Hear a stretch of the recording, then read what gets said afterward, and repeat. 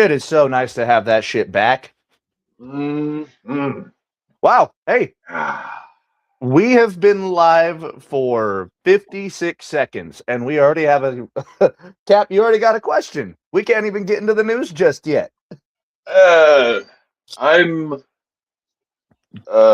hope hopefully pessimistic. So Uh, you've got that faithless optimism that Denver Broncos fans have every year. well, no, I have hope, but I know my team. We can fuck Oh, up and then so you've got the inverse. We got faithless optimism. You've got hopeful pessimism. hopeful pessimism. We're on the opposite sides of the spectrum, ladies and gentlemen, but welcome back. This is the RAWBall podcast for the first time in what, like a year and a half since the baseball of last year? In public, baby. We It'll are never be over, back. Ole Anderson. It'll never be over. We are so happy to be back. It is the Cap. It is Maddie. We are here, and we got you guys' ears for about 2 hours. So, And I'm actually watching Pedro Martinez career highlights. Since baseball is getting ever closer. So, as a lot of you know, baseball is Cap's first love. So, well, you can see from behind. With that being said, with that being appropriated, Cap, the NFL season has ended. The NFL season has ended, and I know that you've been full mast going towards the baseball season. So, what can you tell us before we get into spring training? Well, the Dodgers spent a shitload of money. When do they not? You know, we're kind of back to where we were at the start of last year. You've got a handful of teams spending a shitload of money. You've got another handful of teams that won't drop a dime, and then teams in the middle just struggle with what they've got. Colorado.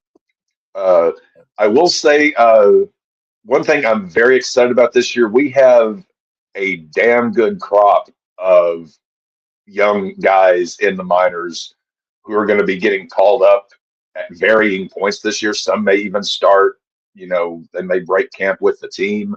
I haven't been this excited about a class of young players in 5-6 years. We have got some fantastic young talent coming up this year, which we'll get into as we get deeper into baseball. So I'm very excited about that. I was just about to ask you to hit us with the top 5, but I feel like we've got the list that's going to be coming up. Yeah, well, obviously, none of them play for my team. The White Sox have no hope. Don't you guys have someone in the top 20? We have one guy in the top 100. I think he's like number 37.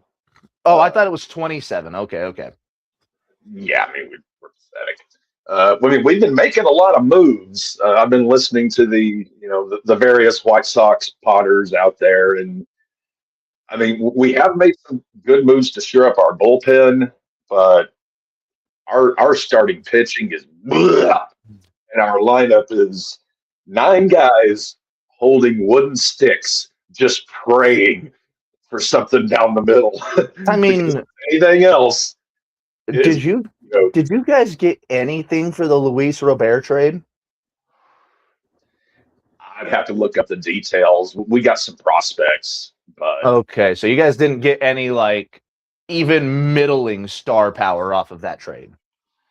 Not that I see. We did sign when our ace starting pitcher going into the year is Eric Fed. White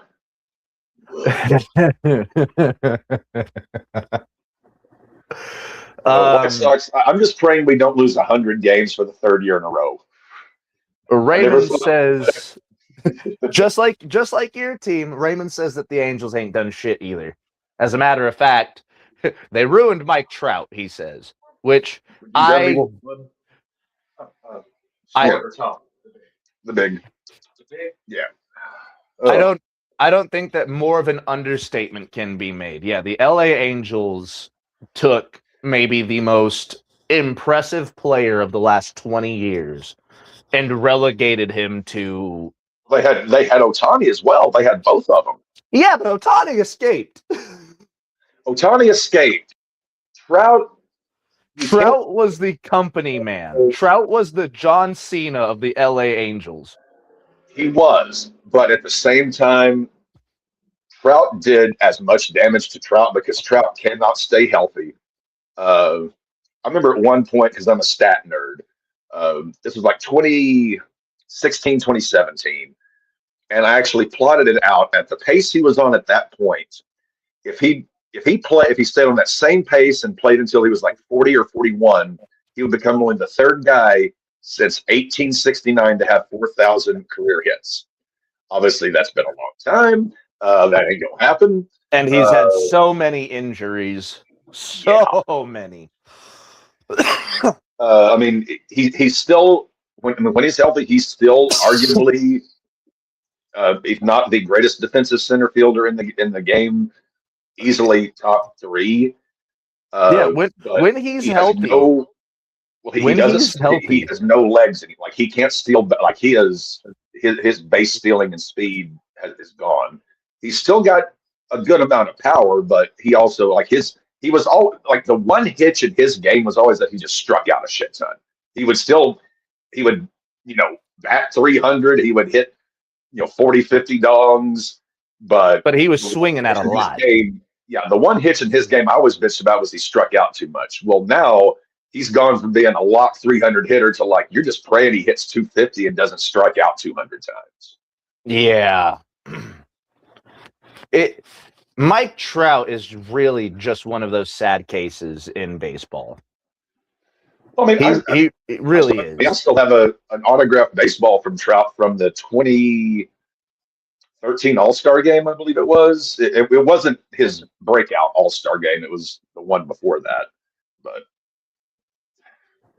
yeah. Man, damn it, Trout. Raymond also asked if I saw the Grand Slam AEW show from last night. Yes, as a matter of fact, in my honest opinion, this week for AEW has been the best week of television that they've had in years. Like, phenomenal in-ring work. Some of the booking I was a little confused on, but you wanted Kyle Fletcher to go into Australia with the strap, so makes sense. But I'm always confused by their booking, but as bad as AEW can be, they have got they are just making WWE look like shitheels lately. Oh, Galaxy's ahead. Galaxy's ahead of WWE right now. Paul can't scratch his watch. He doesn't know whether to scratch his watch or wind his ass. I don't think he can do either. So, Cap, I've got something for you that you might take and run with. So, Shug from West Coast Weekly, our good friend Shug. He said that Black and Gold NXT was a fluke. He said that Triple H booking NXT was a fluke.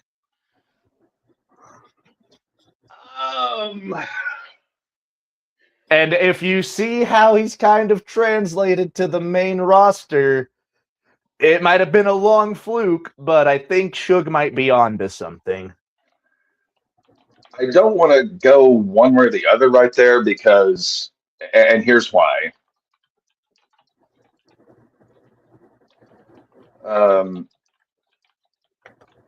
So on one hand, he was booking NXT, which means he didn't have Vince, Pritchard, Michael, all the lifers. He didn't have the old team that Vince had. He didn't have them breathing down his back. He didn't have TKO on his back.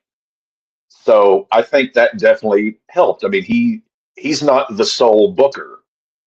I mean, he's the head booker, but there is just, so much piss and shit in that punch bowl that anytime he does something good, it's overshadowed by the 9-10 other things that are going bad. Well, shit. He did now let's not forget NXT Black and Gold. He had a hell of a roster. He had a phenomenal talent roster. The WWE, like right now, okay, let's take out all the part-timers. So Who does he have? that removes Roman. That removes Brock. You can kind of say that removes Randy Orton. Cena is retired, But so Cena's you don't fully have retired. Like you've got the AJ Lee. She's gone. CM. You got so CM Punk's a full timer. You got Rhea. I'm thinking like just like Yeah. names. If you're CM looking Punk, at Rhea the Ripley. if you're looking at the top of WWE's card right now, it's Cody, it's Punk, it's Rhea. Bianca's hurt right now. So like Dom, Penta. Dom, I wouldn't even put Penta up there because like Penta's kind of middling in the mid card right now. Well, Jade, I'm yeah, talking. Okay, I'm talking like legit guys on the roster that you can book. I almost oh said yeah, territory that you, you can book a promotion around. you can, yeah, you can definitely book a Like every promotion around promotion Penta. has like that core 8, 10 guys that's and then everyone else is kind of I'm talking like the guys you can book around. So I guess you know what, wrestling might have to take a back seat real quick. So ESPN came out with the top 10 quarterbacks, and I had to laugh at it too. Number 1 is Tom Brady. Okay, valid, understandable. Nobody's going to win as many Super Bowls as he did. Number 2 is Patrick Mahomes. Uh, So, if we're okay, talking just pure, is this like all time? Is this like their all time? Like best? it says top 10 quarterbacks, and they've got Tom Brady in there, so it has to be all time. So, Mahomes just from a pure physical talent, arm skill, yeah, he could very well, once it's all said and done, be in that top. I mean, he's already got 3 rings. yeah, So but yeah, he ain't top 3 yet. He's not top 3 yet. well, I never thought I would see the day I'm defending Patrick Mahomes, but okay, folks, he's had one shitty year. This last Yeah, one. and that was a product of everything crumbling around him. So as much as we hate him, let's not start disrespecting him I'm because not he's still disrespecting the there. guy. I'm Well, not I'm not you. I'm disrespecting the talking. guy. I'm just saying he's not top 3. You still have Terry Bradshaw, who's got 6 Super Bowl rings after No, having a shitty start.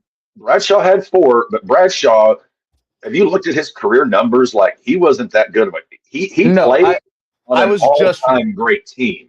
I was He just was a watching a game manager. video on it. I watched a video on it the other day. I think it was KTO because he was talking about Sam Darnold and how Mhm. it took him 7 years to even make a Super Bowl, let alone win one. It took Terry And Bradshaw 5 about years the to get his same. shit together. 5 teams to get his shit together. Well, okay, so you had 3 years with the Jets, Carolina, San Francisco, and then Minnesota hit. So he had, uh, This was you know, his 7th season, I believe. so 7th season. Okay, so you got 3 with the Jets, 2 Oh, with whoa! Carolina, You 1 with did San what? Fran. Why did it ban you, Raymond? It Wow, just banned you for some reason. that's So I had this issue with Suge the other day with people that were commenting. Does YouTube now have a thing where it bans people for chatting too much? Which is bullshit. maybe. It says I have no banned guests. That's some bullshit. All right. Raymond, if you can Oh, go to Kick and message us through that. that was not us, Ray Ray.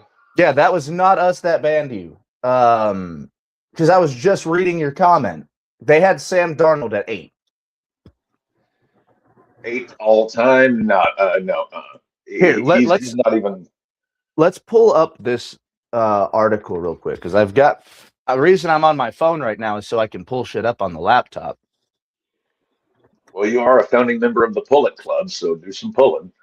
You're damn right. ESPN top 10 QBs. All right.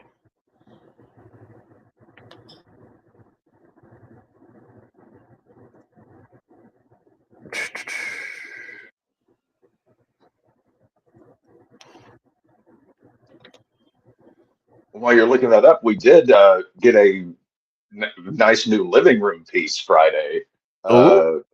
So a dude I got on Facebook Marketplace, and this dude was, I guess he was moving or something. He was selling some stuff at just ridiculous prices. So we got downstairs now a 3-tiered glass TV stand, a 55-inch Amazon Fire TV, all together, the TV, the stand, and delivery, $140.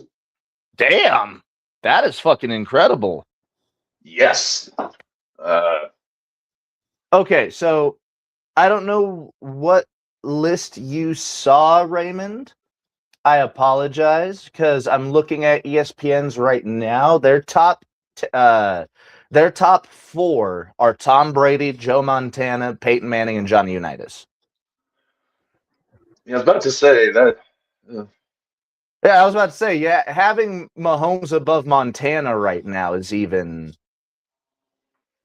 a little crazy. But I can see someone else putting that into their top 10s. Whenever we get around to it, I do have the first round of the NFL draft pulled up as far as who's Oh picking yeah, where. yeah. Let's go ahead because Okay. we can kind of break down what team needs what. Because I think it's kind of unanimous that a team like New England is gonna get an offensive lineman.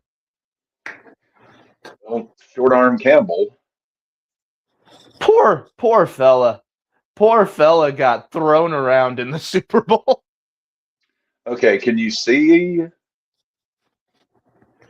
Is it sharing?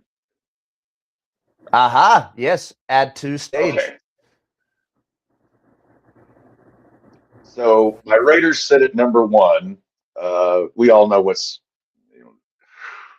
we're almost 90% they're going to keep the pick and get Mendoza. Which I mean, anything as we've seen the last years, anything can happen on draft night. So they could trade that I pick. I Jelly don't bean. think you're trading that pick. I don't know if there's a quarterback that's out there unless you guys go get Joe Burrow and the Bengals immediately go get Mendoza. Like you got to find a quarterback that doesn't want to play somewhere in order to do that first Well, I've seen overall what we trade. do. I've seen what we do with number one overall quarterback draft picks. I lived through the Jamarcus era, and let's just say I don't want to go through that again. Yeah, but Mendoza has his head on his shoulders. Well, we thought Jamarcus did, not to mention great arm strength, but apparently you look through one ear and you can see out the other. Hey, Uh, I'm hoping that Mendoza is what you guys need. well, we need him, but we also need a lot. Is that the Number two is Jets the at number 2? Jets. Familiarly, yeah, they always pick Um, towards the top. So we didn't get a chance to talk about it. Did you hear that the quarterback that was projected to go to them announced another Quarterback year from at Oregon. college? Yeah, announced Yeah, another quarterback year from at Oregon. college. Well, and also Oregon is very tied in with Nike and Phil Knight, who is without a doubt the biggest donor to the University of Oregon. Um, he paid that kid quite a good amount of money to stay and to get Oregon a natty. So yeah, and he could still use another year's polishing. So I was not at all shocked by that because he knew shit. Either I'm going to the Raiders or the Jets, or I could stay here for what was it, like $8-10 million. He's like, Like I'll stay. he looked at it and was like, "Okay, I could go to the Jets and deal with what was possibly." We thought the Titans were bad, bro.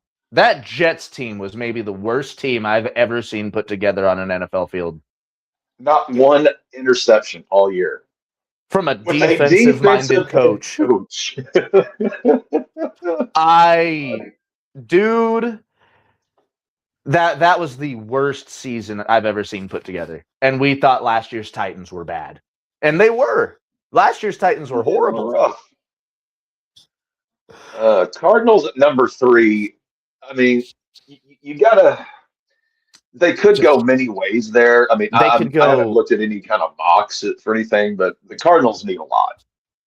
here. I can actually pull that up real quick. Mock draft. Most recent mock Which draft. we'll do this again. Like as we get into April, we get a week or so from the draft. Oh. We'll actually make our picks as far as who we think's going to go where.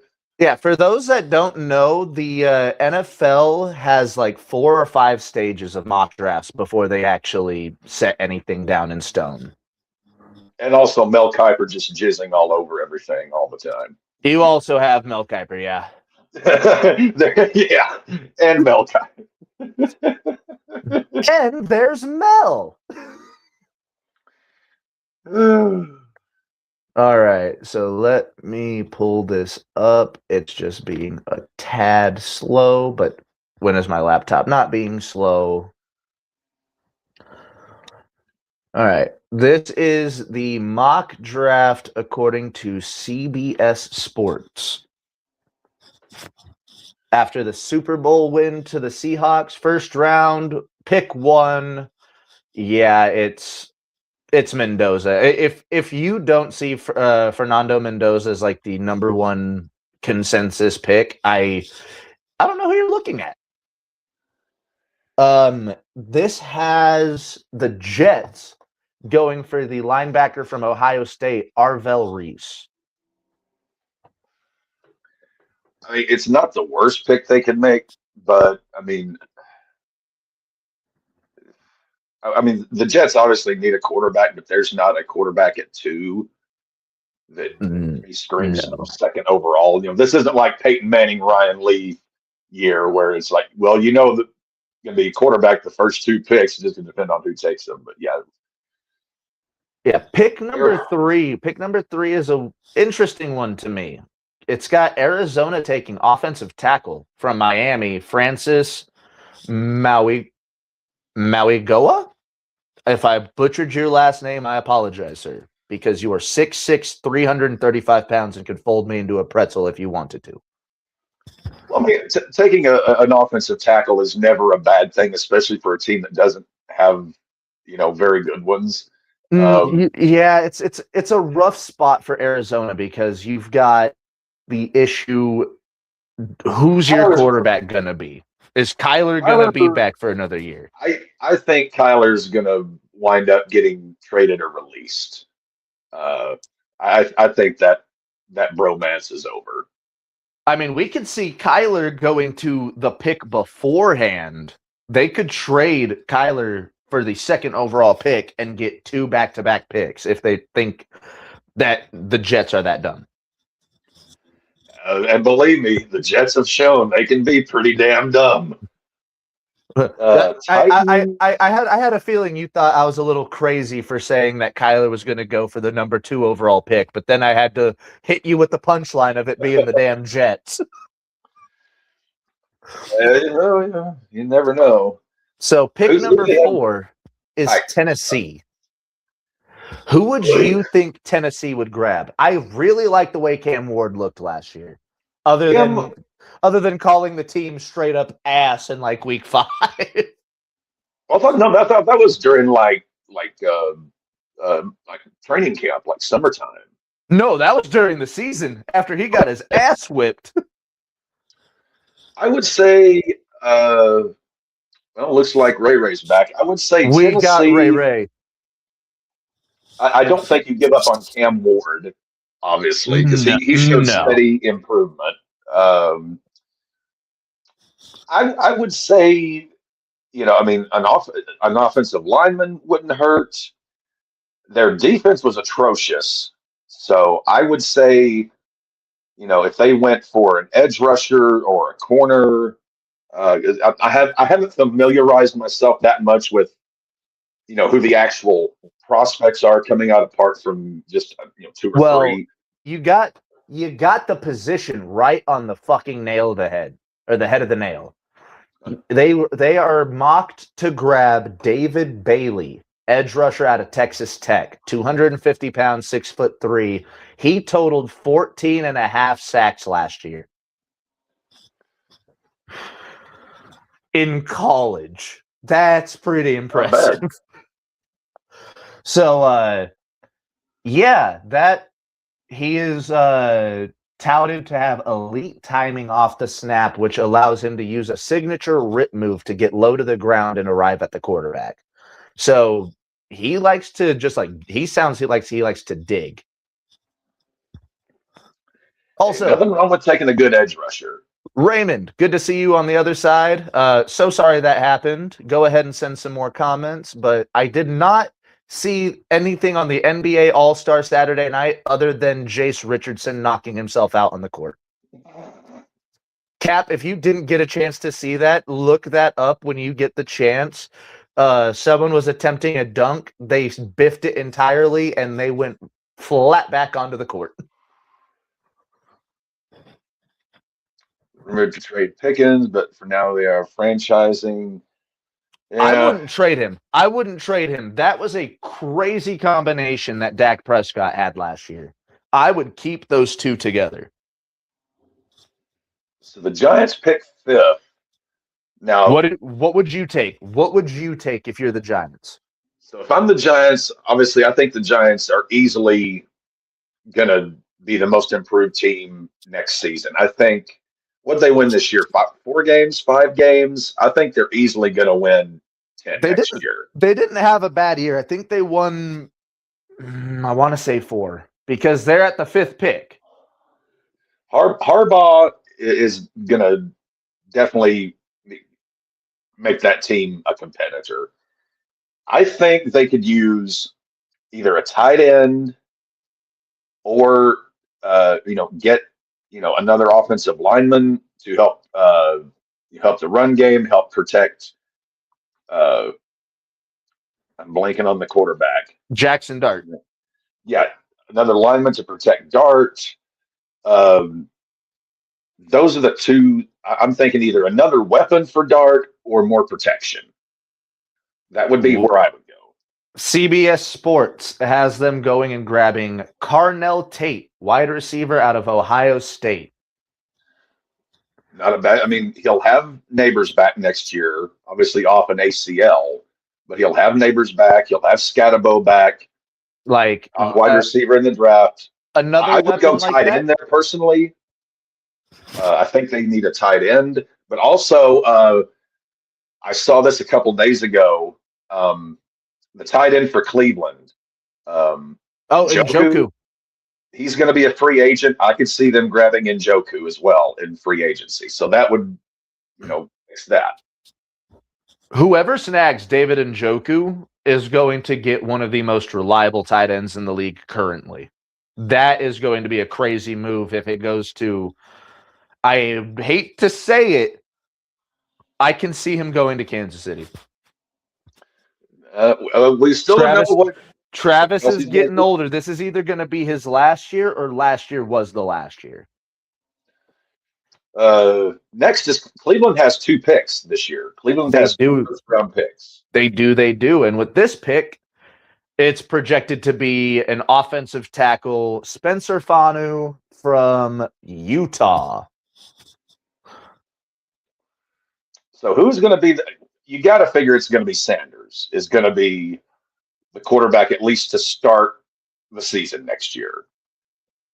I mean, you've got nothing else to lose. You've got nothing else to lose, man. We saw what Dylan Gabriel put forward, and it was not much. It was right out of the check down handbook. It wasn't much, and what we got, wasn't all that good. At least Shador at times. The one thing you could say about Shador, for all of the bullshit that he drags with him, he is pretty damn accurate. That's nothing to sneeze at. He is accurate. He needs to get rid of those tendencies that I saw in college. He needs to slow the game down. He needs to be able to look down the field, get his reads, because I'm talking like Homer Simpson slow. Even in college, he would snap it and he would damn near take off that second. Like, he's not Lamar Jackson. He is not able to make that many plays happen on his feet. Well, He's Lamarcus may quick. play with his feet and with his arm. Shador, I think he's about 70% arm, 30% feet. Not that he can't make a play or two with his feet, obviously, but I think his arm is his better weapon. And he needs to utilize that. New head coach going, oh God, it's Todd Monken. Oh God, oh God, oh God. Browns fans, I'm sorry, you guys are in for a rough one next year. Well, that could be said basically every year for the last quarter century. Washington. Washington did not expect to see them this high up. They were. I don't think they're as bad as their record showed. Just that they were beat to shit and Yeah, hurt all. Jaden Daniels missed like what, 10 games this year? He missed a high number of Washington, games this year. Washington. I'm not factoring this most recent season into the Washington equation that much. It was. I'm not one of those people that necessarily believe in good luck or bad luck all that much. But last year was okay. That was just a string of bad luck. It But can hey, happen. with them having such a good year 2 years ago, this year kind of being a little rough, they have a top 10 draft pick this year. Where Yeah, would you go if you were the Commanders' office? their defense is god fuck awful, but at the same time, McLaurin is. I think he's washed. If I didn't go defense, I would get um, excuse me, I would get another weapon for Daniels because he doesn't really have much. I mean, I would you know get a weapon for him unless there is just a can't miss defensive prospect at that spot.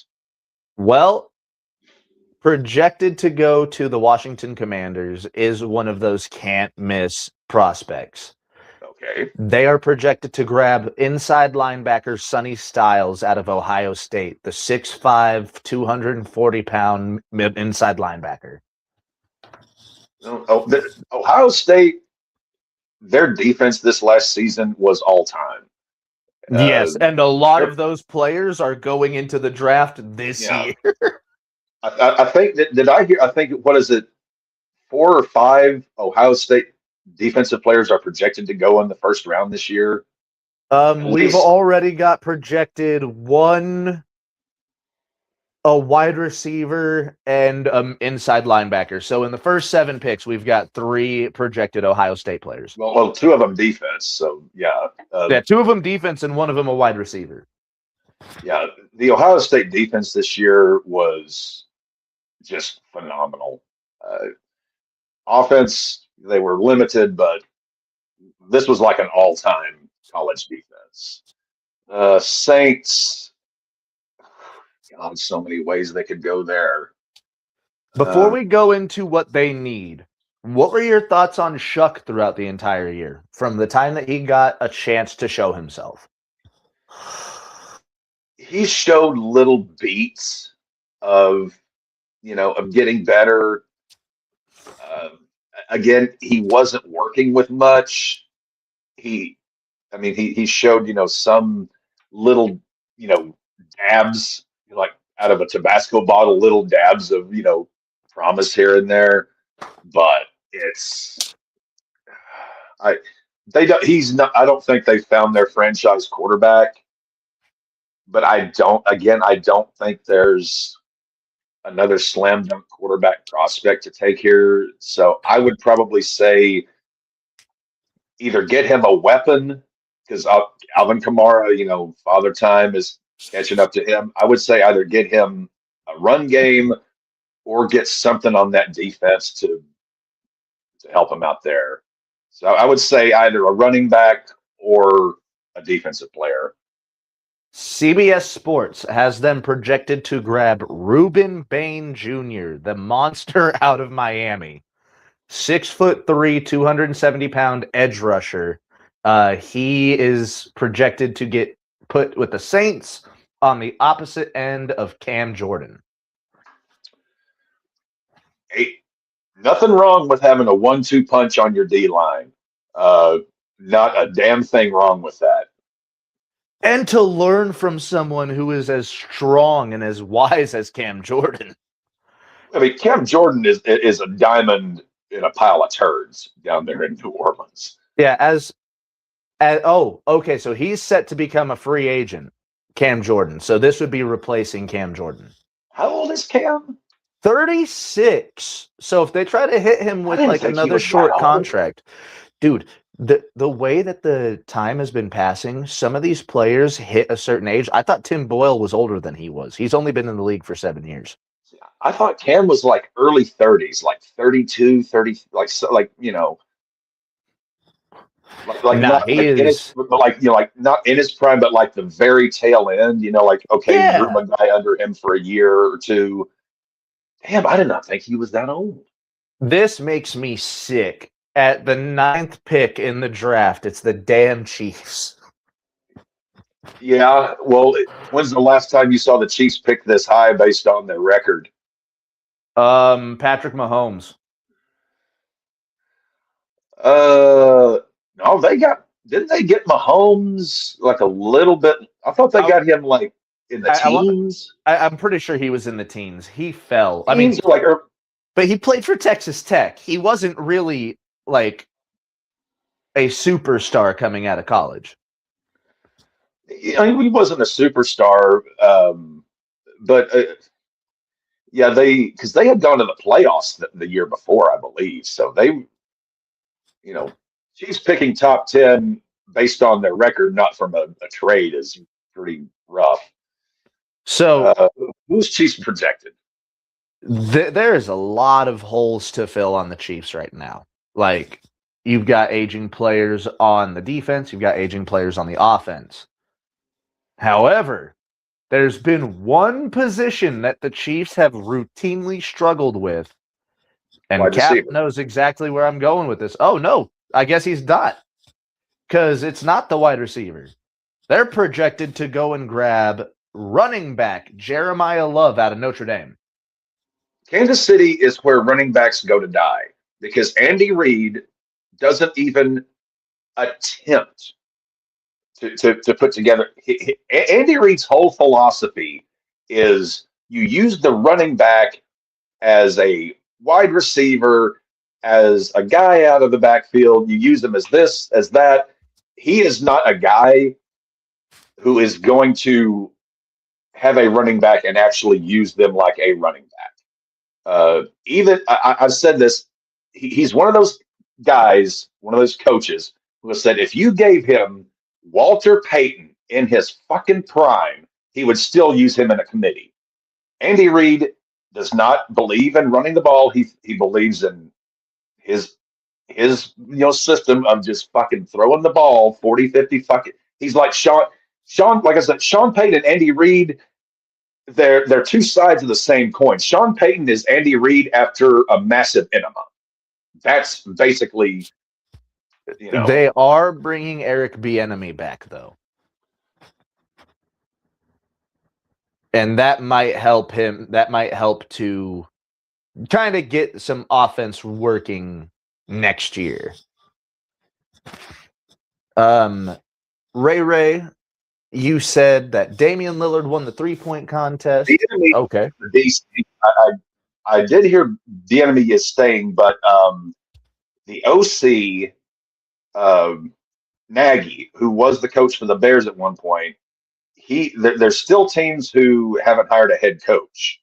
Correct? Oh no, all of the head coaching spots have been filled. Filled? Yeah, they got filled really quick. Once So I'm gonna guess Nagy's staying.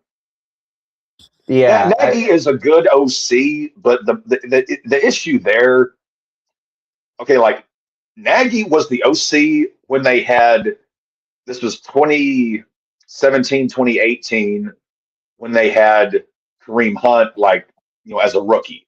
Yeah. I think that was their best rushing season. Well, yeah, but Andy Reid, like,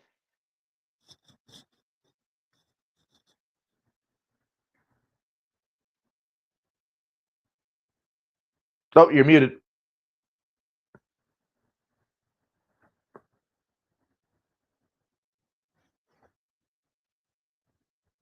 You are muted. There you go. Nagy has to run Reed's offense, uh, which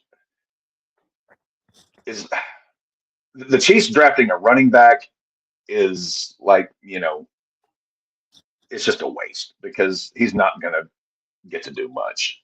I think their problems are far beyond running back. They need So you would have went wide replace receiver. Kelsey. They either need to get a receiver or replace Kelsey or replace Chris Jones. Like, those are two guys who are getting paid a shitload of money that don't really do dick anymore. True. This was Travis Kelce's worst season by far. Like, I think of his entire career. Yeah, again, this is just me. I cut bait with both of them. I trade them. Well, if Kelsey doesn't retire, I either trade him or release him. Jones, I trade him because you can still, a team would still pay for 1 or 2 years of Chris Jones. Oh, absolutely. Maybe they would maybe trade for Kelsey, but I don't think Kelsey would accept it. Like, he would retire before he took a trade. Yeah, Kelsey's either playing this last year in Kansas City or he's retiring. I think that's how that's They already have his replacement. They've got a good tight end behind Noah him. Gray. Noah Gray's pretty good. So yeah, I would tell Kelsey, hey, if you don't retire, I'm going to release you. And Chris Jones, I'd be like, you're getting traded. But anyway, all right. That's the Chiefs. Another team that you would have probably not expected to be in the top 10 for draft picks based off of record, the Bengals. Well, their talent's all on one side of the ball, and granted, when all sides of that ball are healthy, they are mothers to stop. Oh, that dude! Remember that game? Not this last year, but the year before, when it was them versus Baltimore. Ain't not a defensive thing was done in that game. That was all offense from Joe Burrow that game, and they still lost. So there are only two positions I am looking at for Cincinnati. It is either more protection for Joe Burrow or a corner. Someone to stop the sieve that is that pass defense. So you went or offensive line. You went with a corner. They are projected to grab the fourth or the third Ohio State defensive player in the top 10, Caleb Downs, safety. And safety, safety. Well, I said secondary, cornerback, safety, and you can transition a cornerback to safety and vice versa. Oh yeah. They need someone in that secondary. They're saying here that he can line up as strong safety, play nickel, or he can even be subbed into packages as a linebacker. He is 6 foot tall, 205 pounds. He's a pretty big safety. Which I would guess they would put him at strong safety there. Cornerback or safety, one of the two. Ray, to answer half of your question, from everything I've read, Max Crosby has played his last game as a Raider. I think he is. How do I say this without shitting on the guy? Max Crosby is a damn good player, but he's not an all-time pass rusher. He's not a guy that you can really build a team around, especially with Max. I would trade him and I would get some picks for him, which we need. I would have no problem if we traded Max for a first or like a couple of twos. I would have no problem with it. He's a very good player. He's not a great player, but he's a very good player. But his whining and bitching, I'm done with. As for the other half of that question, AJ Brown, Cap, I have a theory because, I was saying it all year. This motherfucker was wearing red. Chiefs red all year. Mm-hmm. Where do the Chiefs pick in the top 10? I could see the Eagles trading AJ Brown to the Chiefs to give them a weapon wide receiver. And the Eagles get the number 9 overall pick in the draft. and they go snag one of those stud wide receivers that you were talking about earlier. I wouldn't be surprised with that. Simply, I'm not saying I would do it, but I don't. Howie The Roseman is probably entire the most aggressive NFL. GM in the NFL. So I could see Roseman doing like he is not a guy. Howie Roseman is kind of like Bill Belichick. He He don't will fuck get off around. a player. He doesn't fuck around. He will get off a guy a year too early rather than a year too late. He will roll the dice, and as long as he's been the GM there, think about from when he took over to now, Phillies won 2 Super Bowls, and they've been pretty good most all those years. So obviously Roseman knows what he's doing, and I could see him making this. Fuck it, let's It do it this would and get that be pick. it would be a ground shaking trade, and I'm not gonna lie. The entire NFL would look at the Eagles as public enemy number one if they And were if to make they that trade. and also to continue your narrative that I love that started a few years ago, if they do that swap, get that ninth pick, get a defensive player, you'll now have the Phil Georgia Buckeyes, the Phil Georgia Buckeye Bull Eagles. Yeah, I can see that trade happening. I don't want it to happen, but like that has been in the back of my head since this season started. I mean, again, if that happened, if they happened like right on draft night, I would not be surprised. Going Miami, what is that, 11th? Yep, going to Miami for the 11th pick. Miami, this is kind of the worst year to need a quarterback in the draft. I was listening to Cowherd this morning while I was having coffee because he was kind of playing this like dart game of like, like matchmaker of okay, free agent quarterbacks versus and teams who need quarterbacks. Where would be the right landing spot? And I kind of agreed with him. Miami should just stick with Tua for another year because if they cut him, it's going to be more dead money than Russell Wilson Hey, was with the Broncos. I think I would have Tua sit on the bench, maybe hold the clipboard. I think see what Quinn Ewers has, see what he can do because he didn't do terrible in his 4 starts at the end of the year. Well, you've got a new head coach coming. Who's the new head coach for Miami? Oh fuck! Who is their head coach? I Who mean, the fuck is their head coach? well, since you're getting a brand new head coach, Here, let I me look say that up. stick with Tua for at least one more year, just for stability purposes, as you're kind of transitioning. Jeff Halfley from the Green Bay Packers. Okay, not bad. I would stick with Tua because I mean, we're not expecting. We know the problem with Miami wasn't just the coach; it's the roster. It's the whole thing. And it's not like, oh well, let's just blow it up. We've got a ton of draft picks. It's just this is Miami's going to be a slow rebuild. I think you stick with Tua for another year, and then you can trade him or cut him the year after, where he's not going to give you that Russell Wilson. I think Russell was what $58 million in dead cap.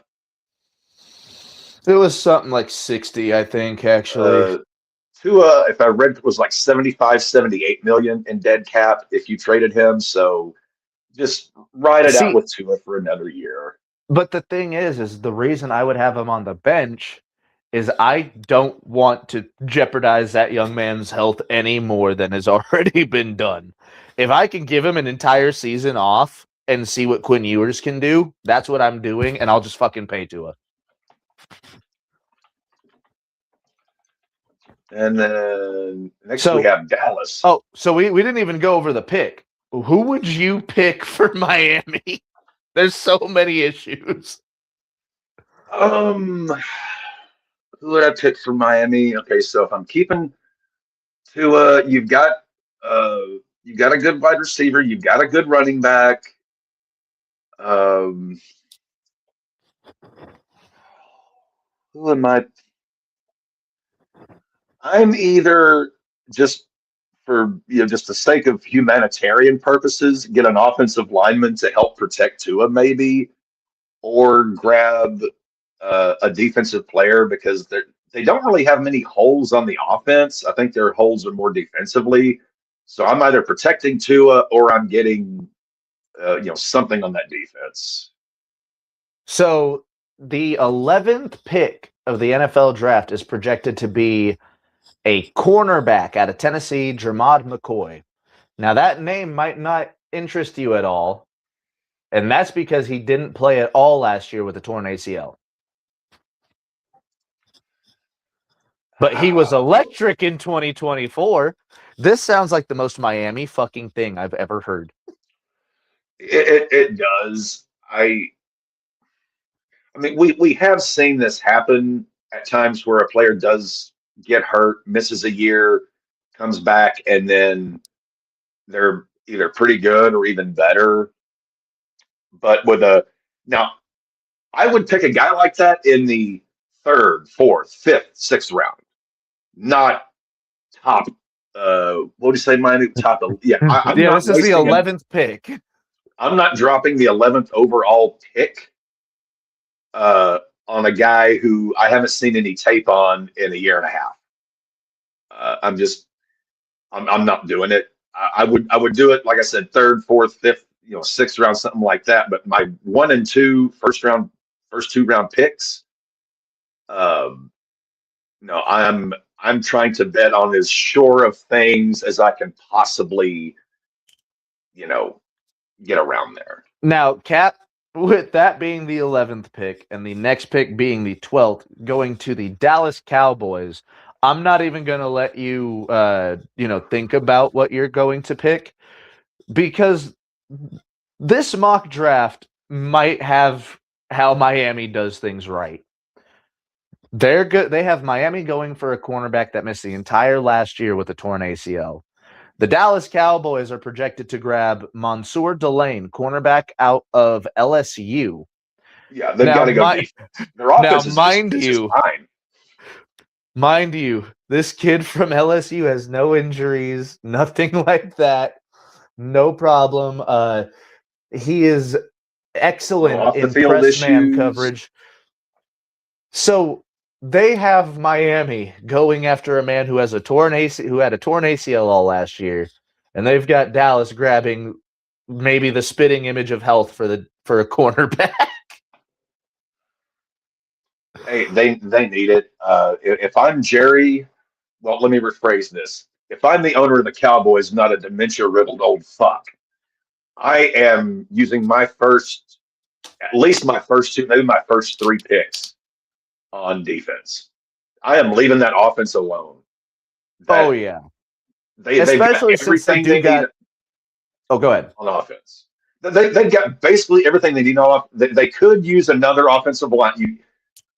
My belief is you can never have too many good offensive linemen or defensive. Like you can never have too many good guys there. But apart from that, I am spending my first 2, 3 picks on defense.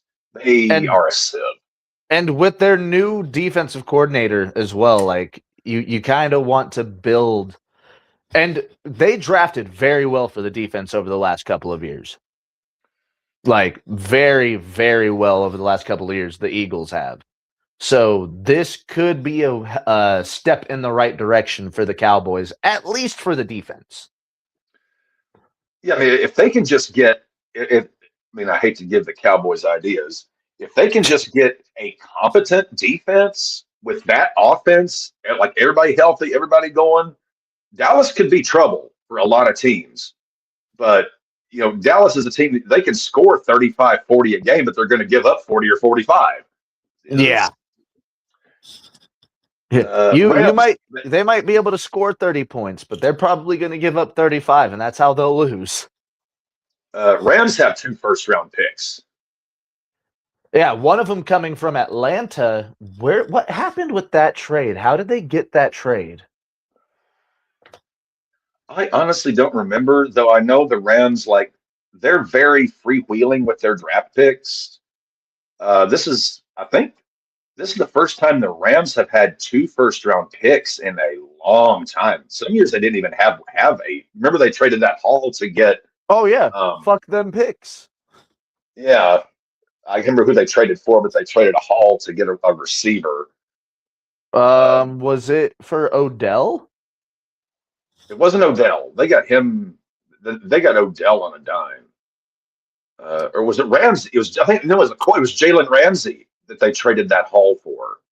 It was Jalen Ram. I think it was a couple of trades that they did it between. Rams. I mean, obviously, okay. Stafford's going to be back for another year. He just won MVP. If they were to take, I don't think they take a quarterback here because I think next year's quarterback class is going to be better than this one. I think if I'm the Rams, I'm trying to think of holes in their game. Uh, Obviously, running back, they're good. Quarterback, they're good. Wide receiver, they're good. Tight end, they're good. Offensive line, they're good. I would maybe, if there is a hole in the Rams game, I think it's the secondary. If there is one hole there, and it's not a gaping one, this isn't like a compound fracture, like a Sid Vicious type, fracture. But if there is one hole in the Rams as a team, it's their secondary. So I'm looking corner or safety. I wholeheartedly agree with you there because that's what I've been talking about them all year. I felt like their secondary was their downfall. And that's probably why they lost in the playoffs. It's not atrocious, but it could be. They've got some talent there, but they need. That's the one spot where they need help. Now, I don't know where their second pick comes in this first round, but CBS Sports has them projected to grab Jordan Tyson, wide receiver out of Arizona State, maybe to replace Devontae Adams, who's getting real old. He's kind of turning into Mike Evans. He may be getting old, but damn it, is he ever? He's going to get them. He's going to get them catches. Well, also, and this is another thing, Puka has openly said he's not like Peyton Manning. Like he doesn't just live, sleep, eat, breathe football. Puka is also. I think this is his last year under contract. Like his rookie deal. So I think this is the end of his rookie deal. He's set to get the bag. Or depending on where his head's at, they may be thinking not to replace Devontae necessarily, but to replace Puka possibly. And they could get a fucking haul for Puka Nacua. Oh fuck. Well, with Puka, it's not even remotely a talent thing. It's just a headspace thing. And he has been a bit injury prone, partially because just the way he plays. In my mind, the Rams are a very smart organization, and I think they can get a deal done there. But given his injury propensity, for lack of a better phrase, it wouldn't be bad to draft a wide receiver to just to have an extra, bullet in the belt. Just an extra little piece of ammo if either he gets hurt big or he just goes to free agency. Because they drafted him, I think, in the 5th round, so they don't have a 5th-year option on him. No, I think he either gets a new contract this year or he's going to be the hottest free agent probably next year, pending injuries. Because if he gets hurt again, who knows? So I could see going receiver there. I would personally go secondary, but if they went receiver, I wouldn't be upset. And again, Stafford is not a young man; he needs all the help he can get. So if they went receiver, hey, you do you, boo. So going into a team that our beloved brother Devin so blindly follows, the Baltimore Ravens. Not blindly, they're a damn good team. They just choke. So there's a lot going on over there. They just lost John Harbaugh, who was their head coach for the last damn years. Which is going to be a far more That's going to people think as good as the Ravens organization is, they don't rebuild, they just reload. You don't reload after a Harbaugh like that. No, this is going to They be are a not big going to be as good rebuild, without him. which is why Raymond's comment actually has a little bit of grounds. No, they're keeping Lamar. Basically, it was either Lamar goes or Harbaugh goes. And as I said, it was far easier to justify getting rid of Harbaugh than it would be if they would have gotten rid of Lamar. The fan base would have revolted. Exactly. But over the next couple of years, if, shit doesn't improve, Well, number one this year, Lamar was not. I think Lamar at best this year was probably playing around 70%. I'd say 60%. He was fucking banged up all year. And he was banged up from the year before, too. Lamar kind of mentally checked out about halfway through the game. I mean, wouldn't you have? That was a rough fucking year. I think, and this is just me putting my 2 cents in, and I love Lamar Jackson. I think there may be more going on there than Ravens are a pretty tight knit organization. I think there may be more shit going on here with Lamar or off the field than as opposed to organizationally to be led to believe.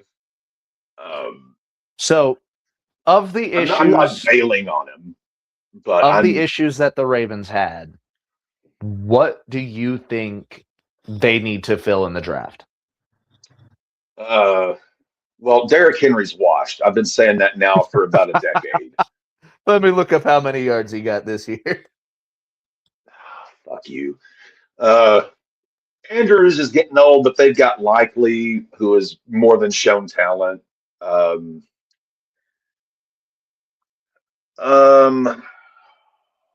Their defense was very hit and miss this year. They had some good days and some really bad days, but there was a lot of injuries on the defense. If I'm the Ravens, I'm keeping Lamar. I'm trying to keep him happy and win football games. I'm getting him a wide receiver. I'm getting him a big time weapon. Again, unless they just see someone on defense that they think is can't miss, but I'm thinking receiver for the Ravens.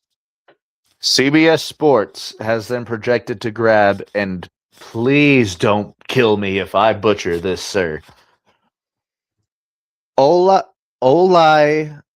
Vavega Ione from Baltimore. No, not from Baltimore, from Penn State. And what position is he again?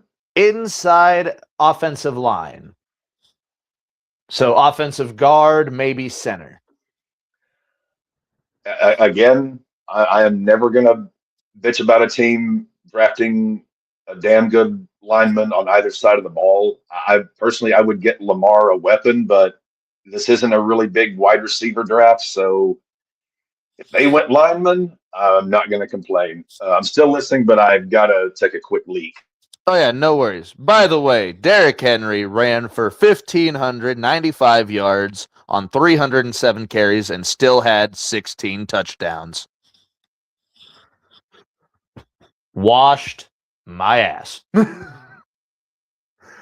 All right. So, going on to the next, the Tampa Bay Buccaneers, who have the 15th pick. Thinking about what their holes were last year, they couldn't really hold up on defense, at least in the secondary, I don't think. The offense is not what it was the year before. So you could go offensive lineman. Bucky Irving was hurt for a portion of the year, so they had to work with Rashad White.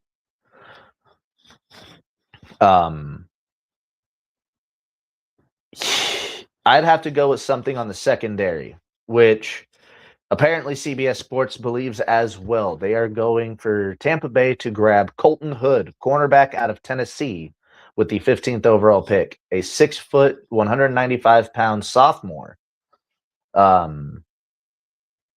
Let's see. Only player with a pick six and a fumble return in 2025. So he at least has the affinity for the end zone.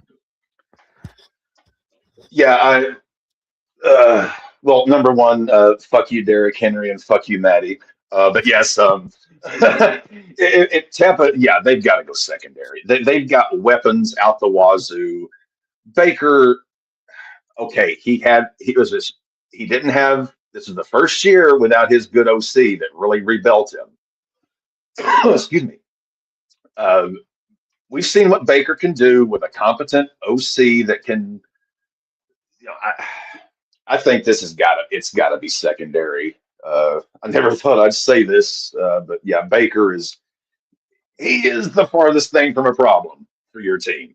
Yeah, it is not Baker at all. He tried his ass off. He looked kind of dejected like he did whenever he played for the Browns. But yes, Colton Hood, they're projecting a young cornerback. He's just going to be 21 years old for the entire rookie season. Hey, I think one of the biggest problems that wrestling has that football doesn't is football is willing to, let a 21, 22-year-old, hit the spotlight. Seems like WWE doesn't even want you near the top until you're almost 40. So yeah. Okay, once you're 40 years old and ready to retire, then we can trust you with the world title. Baker, I don't think won't be watched. I hate to transition to wrestling, but I've been watching a lot of death of WCW docs lately. WWE's kind of starting to show that a bit. You notice no one ever holds the big belt unless you're fucking old as shit. Yeah, they are starting to trend towards that. Just something to keep in mind. But yeah, they're definitely trending towards that. Anywho, the Jets? Yeah, yep, they got a. This one comes from the Colts. Yep. Right. So, who did they trade to the Colts? They traded Sauce Gardner. Sauce. Not PS2. Denver. I would implode. I would fucking implode. I mean, you could go anywhere here. If I'm the Jets, this is just take best available because you have so many holes in so many places. Just take the best that's available on the board. They had easily the worst passing game in the NFL last year. Brutal. Absolutely brutal. Whenever your quarterbacks are Justin Fields and Brady Cook. One quarterback come off the board so far, right? Mendoza? Yep, and there's not one coming off right now because the New York Jets are projected to take, for some godforsaken reason, wide receiver Mekhi Lemon out of USC. Okay, Mekhi Lemon may be a very talented gentleman, but if it's the choice between Justin Sally Fields or whoever the other numbnut was they had at quarterback this year, I'm sorry, John fucking Elway isn't getting shit done with the New York Jets. You're trying to pick out your icing or the icing for your cake or the toppings for your banana split before you've even got the fucking cake or the banana and the ice cream. You build a team the same way you build, a banana split or a cake, or you have to build it from the bottom up. Everyone likes the cherry, but that's your cherries. That's your wide receiver, your speedy running back. You need linemen, offensive, defensive linemen, quarterback, edge rushers, linebackers, secondary, tight ends. So then you worry about your, I'm really wondering if they're expecting the Jets to make a trade for someone like Kyler, maybe, because you got to grab somebody, a warm body that can throw the football at least 25 yards down the field. If the Jets traded for a corpse, a legit deceased human being, it is not going to surprise me. This guy's dead. Well, Draft him. that's draft him. That's not a problem to me. Forget cross him off. Pick him up.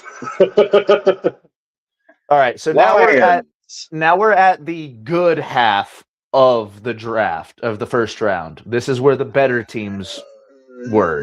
We're not quite there yet. We're almost there. We're getting there, but we're not there yet. Detroit.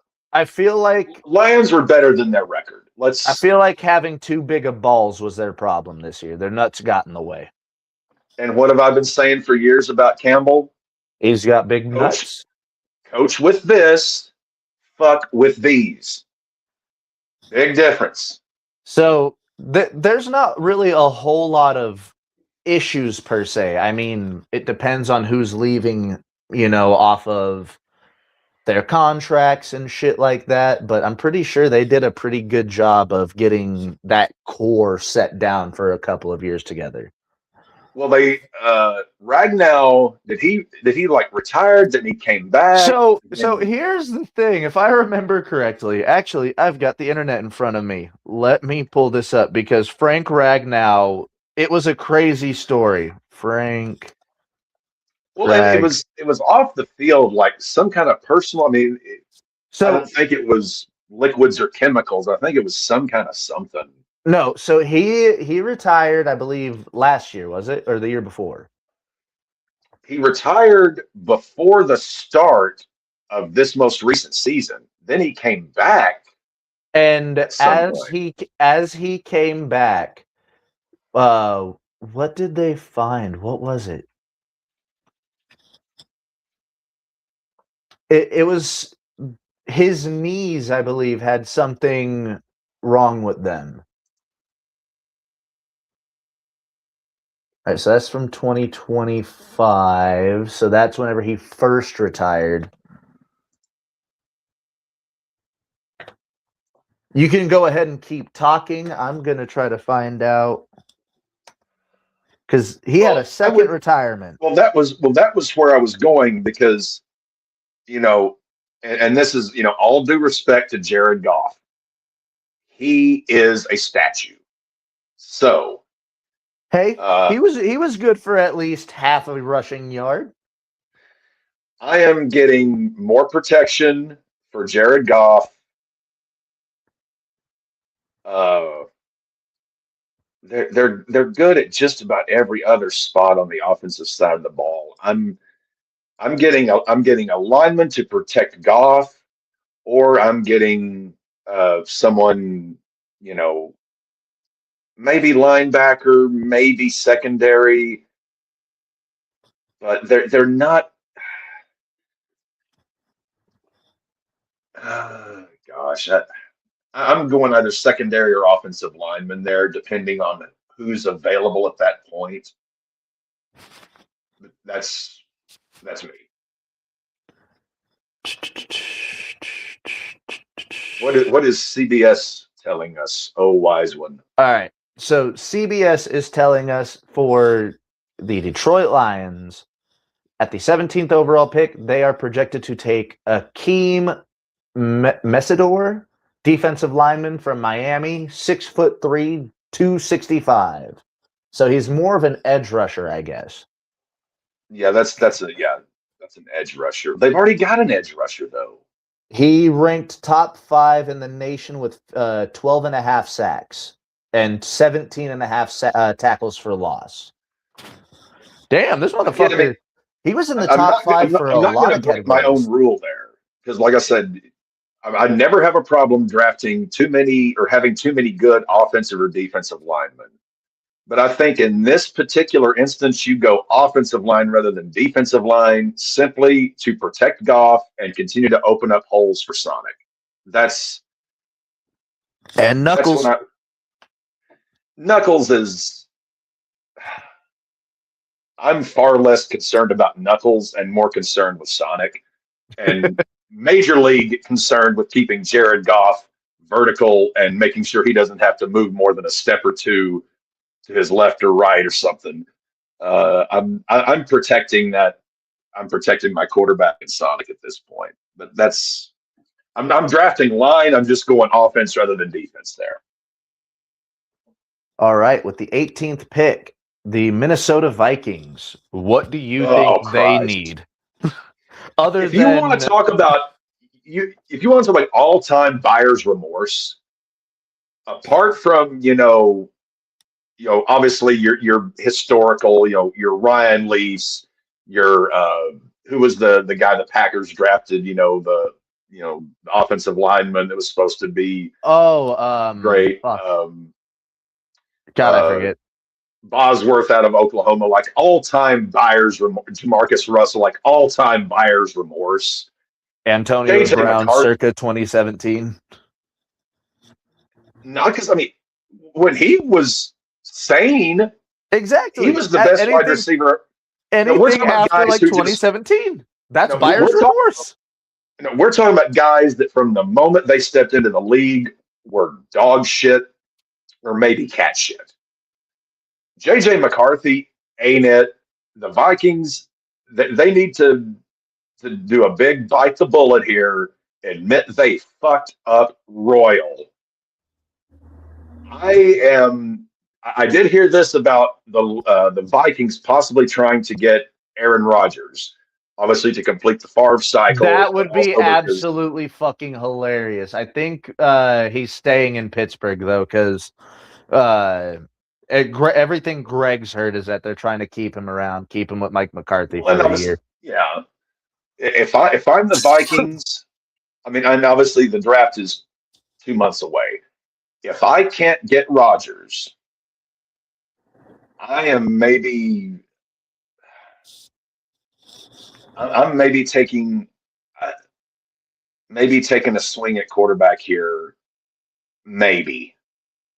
Uh, Cap, is McCarthy? what if I told you the only quarterback that goes in the first round projected is Mendoza? It wouldn't shock me. I mean, There's not a you can get. single first I round mean, prospect that they see going first round. history has shown us you can get good quarterbacks in later rounds. Yeah. Uh, if they're other than quarterback, a glowing hole there, you have to consider the fact that Harrison Smith is getting older. So I would maybe be looking at bolstering that secondary. Because man, offensive wise, they've got everything except a quarterback. I would be looking if there's not a quarterback that they truly believe in after getting their head out of their ass. I think you got to get someone on defense because even when McCarthy was competent, which was rare, they still give up points. So and don't forget they've got a great DC. So Yeah, Brian Flores coming over is going to, yeah. So no, I mean CBS. he's staying. Yeah, that's right. He's sticking around. Uh, I would probably go I would go defense there, secondary, edge rush, something like that. Who's CBS projecting? CBS Sports projects the Minnesota Vikings to take from Toledo Emmanuel McNeil Warren, safety, 6'2", 202 pounds. So he's a big boy playing safety. So I was right on that. You're right on the Harrison, fucking nail, dude. Harrison Smith not getting any younger. I mean, Well, he's still pretty damn good. I think But we saw his last snap. If I'm not mistaken, in the final week of the season, he was giving hugs to everybody. I think he's done. he may be. I mean, what is he, 35, 30? Like he's Dude, getting he's up there. old. He's getting up there. So yeah, that would not surprise me at all. Carolina, that's an interesting one. Rookie of the year wide receiver. Obviously, their quarterback. I don't think they've got a problem at quarterback. I think Bryce Young. He's how do I put this? He's come a long way in a short period of time. He still has a long way to go, but you have seen steady development there. He's a little undersized for me. He's kind of got that Tyler Russell Wilson where he's a little undersized for my taste, but he has shown improvement year to year. They've Oh, got dude, Bryce Young had a fucking what 400-yard game this year. he's got receivers. They've got a running back. I'm with them. I'm going. I'm obviously. I'm again. You can never protect your quarterback enough. But if they didn't go offensive line, I think they've got to get some help, either edge rush or secondary. One of the two. They needed it both. So I think at this point we're past like top offensive line prospects. So I'm going defensive line or secondary here. So this one is weird coming from Carol or from CBS because they have the Carolina Panthers going to grab from Washington 6'4", 210-pound wide receiver Denzel Boston. I I I think they have bigger needs elsewhere. so They've got a rookie of the year wide receiver and another. I'm not going. No. So they have an explanation behind this. They say, yes, this pick is a direct vote of no confidence in Xavier Legette. The team's 2024 first rounder, Carolina, has two surefire long-term guys at wide receiver in Jalen Coker and 2025 Offensive Rookie of the Year, Tet McMillan.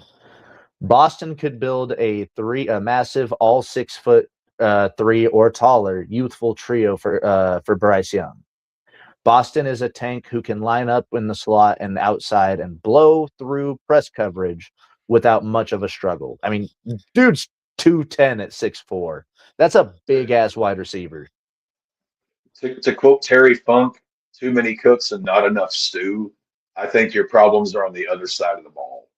Now, To Ray's comment, I wanted to see hear that from you. I did see this story. I have bought one football jersey in the last 10 years, and it was Derek Carr. Derek Carr will always have a special place in the cockles of Cappy's heart. Um, if we brought him back to mentor Mendoza, I think that's a great. Derek Carr has always had a good head on his shoulders, stand up guy. You could not ask. I've never heard anybody he's ever played with or who coached him have a bad word to say about him. Not even people If that you played against him said anything bad about him. if you brought Derek Carr in either to start the season, like okay, say Mendoza isn't coming along as expected early in the year. Maybe you have Derek Carr to start the season, and by say maybe Thanksgiving, because we're not going to be winning a lot of games. If you have Carr kind of bring Mendoza along in that mentor role, and then after Thanksgiving, Mendoza starts getting some starts. I would be more than fine with that. Carr has a history with Kubiak because he was the OC in New Orleans, if I remember correctly, when Carr was in New Orleans. I think so, yeah. I would have zero issues bringing Derek Carr back to help mentor our young investment. I would have no problem with that. And to see Derek Carr back in silver and black, that caps caps at full mast there. So, hey, and we I don't want to say we fucked him, but we should. Carr was going to be a Raider lifer. I mean, he's a loyal guy, and we sent him out of town. We didn't give him a proper goodbye. I would like to see Carr come back, to get his appropriate flowers, retire as a Raider. So I am 110% on board bringing Carr back as our starter to start the year, as a guy to help mentor Mendoza, to a guy who eventually we maybe could, transition him to an office role or maybe a quarterback, coaching role. So I want Carr to be a Raider for life, either on the field, off the field, in the office, whatever. Derek Carr, if I own the Raiders, Derek Carr has a job for like he can be the fucking janitor if he wants to. I am never firing Derek. I will find something for Derek Carr to do, and I think he would make an excellent mentor to Mendoza, and maybe try and groom him to be a QB coach or an OC, something like it. Derek Carr has a job for life in my Raider organization. And watch him end up a fucking Jet. Oh, Ready? We're working on a really nice meal today. We're doing bacon wrapped jalapenos. We're grilling brats, veggie kebabs, corn. Don't ruin my appetite, brother. Come on. Be nice to Cappy. You already mentioned Derrick Henry twice. You don't want to see him in the old white and green.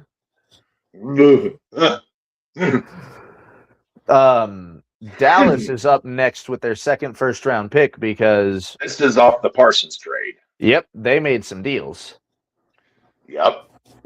Jerry, that was how he built the first dynasty. You remember they traded the running back Herschel Walker to Minnesota for a shit fuck haul and other guys that they just got. They were just gathering draft picks like Scrooge McDuck gathered money. And it worked because they had Jimmy Johnson, who was a far better coach than he gets credit for. So, for Dallas, what would you do in this situation with your second first-round pick? I'm going deep. I've got 2 first-round picks. I'm getting the best defensive.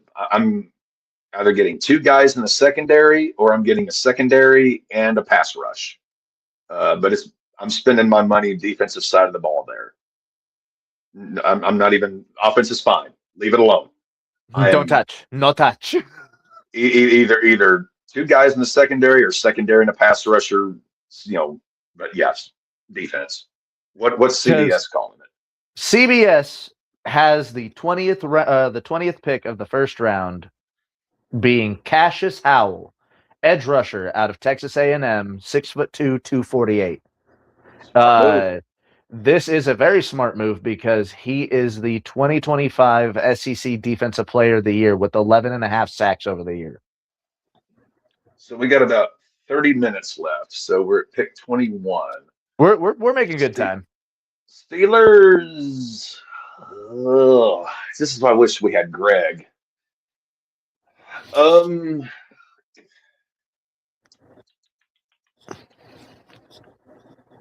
I don't think they had issues at wide receiver near as much as everybody else said that they did.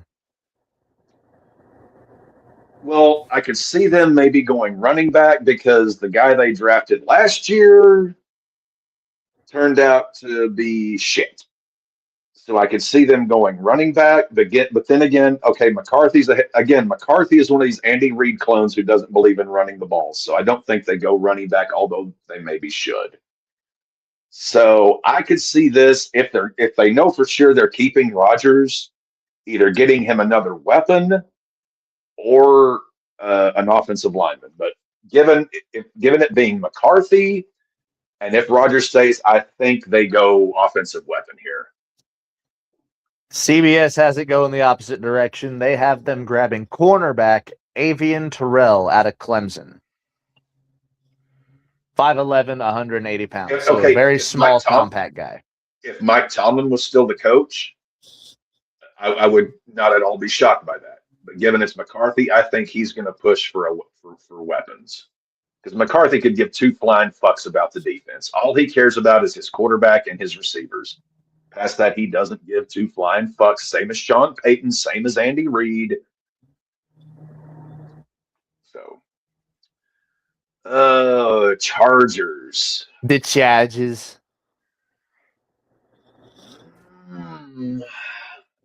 So, Offensive line is what I would go.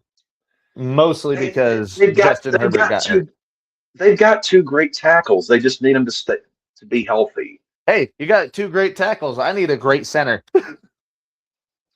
I mean, if they went interior offensive line, I'd be more than fine with that.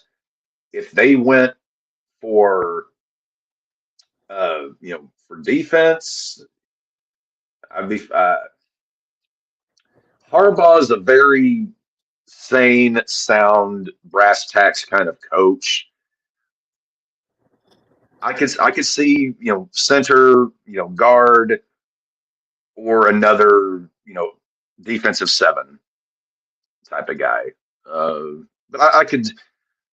The Chargers' only issues this season were injuries. I really don't. I think they're a lot better than their record set. I think it was just a bad luck year. But who are they saying? CBS has them grabbing a monster at edge rusher, Keldrick Falk, 6'6", 285 out of Auburn. That's an edge rusher, dude. That's a wagon.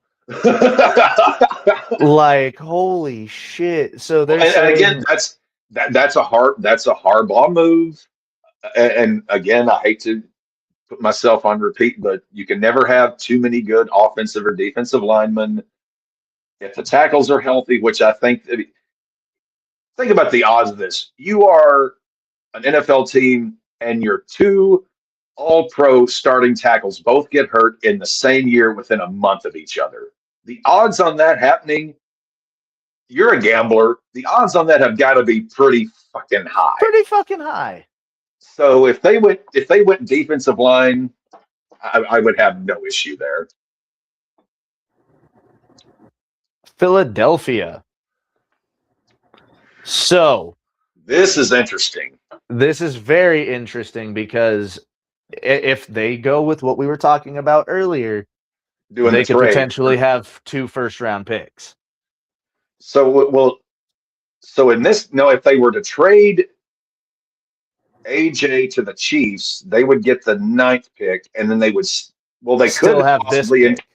They could include this pick. And that they could. And then Chiefs would be picking here. This could be the Chiefs. So let's build. Let's kind of double penetrate this. What happens here if it's the Eagles picking, or if it's the Chiefs picking? So let's do the Eagles first. It would go 2 very different ways there, I think. Let's go with the Eagles first because they were maybe one of the more disappointing teams to be this high up on the list. I think the Eagles' biggest problem is their quarterback, because this year showed just how limited he is. But he's great with the tush push. He's great with the tush push. Well, he's great with the tush push. He's great with his legs, but it's been proven, and you've seen the numbers. When Jalen Hurts has to throw the ball more than, I think it's 24 or 25 times in a game, the Eagles' record is shit. When he has to throw it 24 times or less, their record is great, but there's not a quarterback to take here. So, and their defense is pretty well stacked. I could see them maybe trading this pick, to be honest, because none of their needs are going to be met here. I honestly, this is the first time I'm looking at, barring the scenario that we mentioned with the Chiefs, this is the first pick that I'm really seeing a team trading out of the first round to get more picks later, because they don't have a need that requires a first-round pick. So I am saying the Eagles are going to trade this pick. Okay, so CBS Sports has this as Philadelphia picking up tight end out of Oregon, Kenyon Sadiq, who is arguably the number 1 tight end in the entire draft. Goddard is getting a little long in the tooth. I mean, he's still playing at a very high level. And I guess they're expecting him to go into free agency, so. If they did make a pick here and they went tight end and that guy's still on the board, then I could see that. I had not thought of that scenario. So if they went for tight end, I would get that. Now, if you were the Chiefs and you had this pick this late, would you have to go grab what So defensive right. end? Maybe the. Well, no. Jones is a DT. Oh, okay. So if I've got play AJ him Brown, as an end. I mean he does move a bit, but he's mainly nose tackle. Okay. So if I've got AJ Brown, got tight end, running back is pointless.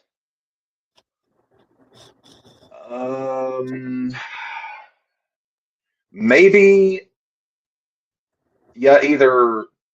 Well, again, and a lot can happen if they do trade Chris Jones. Free agency starts was it the first or second week of March. I believe so. It's coming real when that soon. period starts. So basically about a month. I could see them going defensive line. I could see go defensive line if they trade Jones. If they don't, then I can see them going offensive line or secondary. One of those three. D line, O line, secondary. One of those three. Yeah, if the Chiefs. Well, the CBS won't say anything if the Chiefs have it. Well, so what would so if you got AJ Brown, Philadelphia, if I would have gotten AJ Brown, and I have this pick, I would probably also go with maybe a Kenyon Sadiq because I'm looking forward to Kelsey, not being around. Noah Gray is going to want a bag, so I can have a tight end on a cheap contract. First round contract ain't. I mean, okay. Well, they ain't cheap, but comparatively cheap. But yes. So if I was in this spot, I think Kenyon Sadiq would probably be either the Chiefs or the Eagles. Yeah, but they got Gray. He's been around for a minute, though. He's probably going into free agency this year, too. No, this is only going to be Gray's third year. Yeah, but what round was he picked in? Gray was I want to say he was a second or a third. Noah Gray contract. I want to say third round, but that's just kind of. I'm spitballing that one. I want to say second, third, or fourth round. He was somewhere in there. All right. As of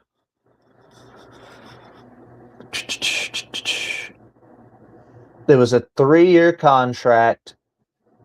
He gets paid this year, next year, and he's an unrestricted free agent in 28. So he's got one more year on this contract.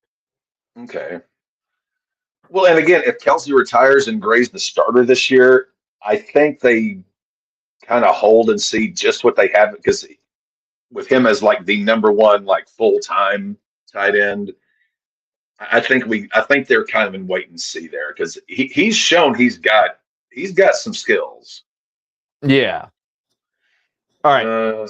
Number 24 Cleveland. Pick is Cleveland via Jacksonville. I bet you Cleveland is pissed about this. Well, when's the last time Cleveland made a smart move? So they were taking a who was the projected take on their first pick? It was a offensive lineman. I believe it was an offensive. Yeah, it was offensive tackle from Cleveland or from Utah. So they're losing Njoku. If that tight end is still around, they could take him to give Shedeur another weapon. Or they could go defense. Honestly, if I know Njoku's gone and I know my defense is, I mean, their defense is decent. I mean, it's not great. It's not terrible. It's pretty good. I'm giving Shadur weapons. So if that tight end's still there, I'm taking him.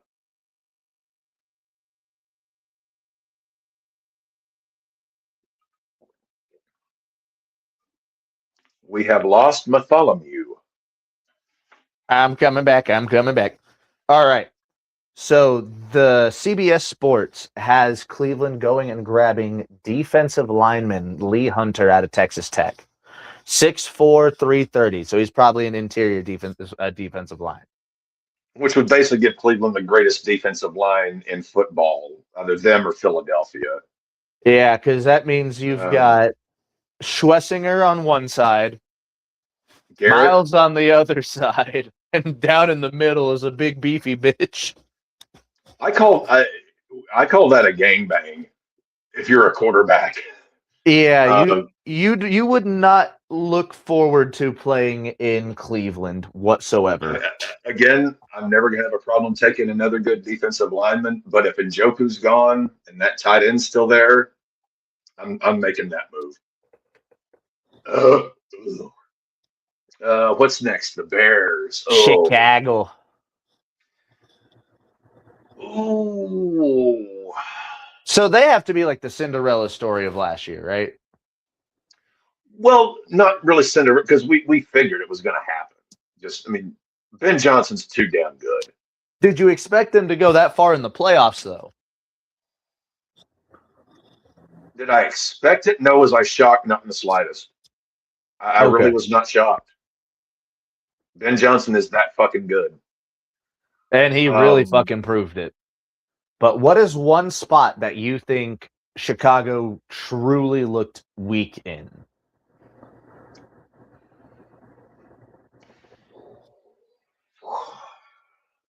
That defense was crazy this year. Well, they were crazy because of turnovers, and we all know year-to-year turnovers are very, turnover. The Jets could lead the league in turnovers this season after being the last. Bears led the league in turnovers. They could fall from that. Turnovers are very situational.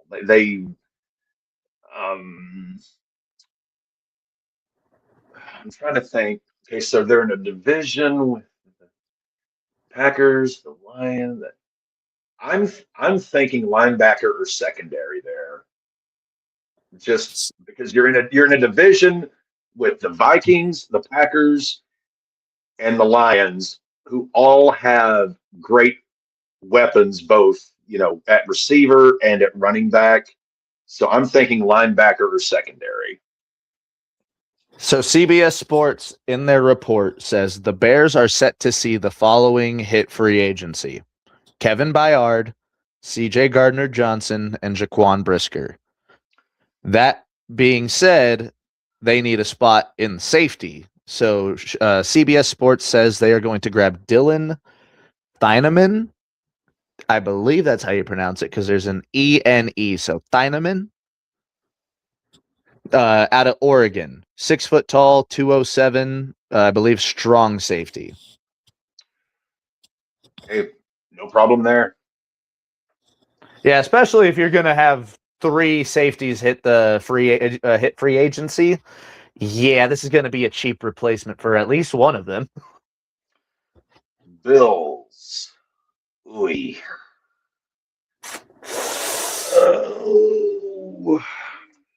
Yeah, what do I want to see with Buffalo? Because, like... Do we know who's going to be the new Buffalo head coach? It was Joe Brady. He got promoted. Joe Brady. Okay. So Joe Brady was offensive coordinator, I believe. Coordinator. Joe Brady. So yeah, he was offensive coordinator.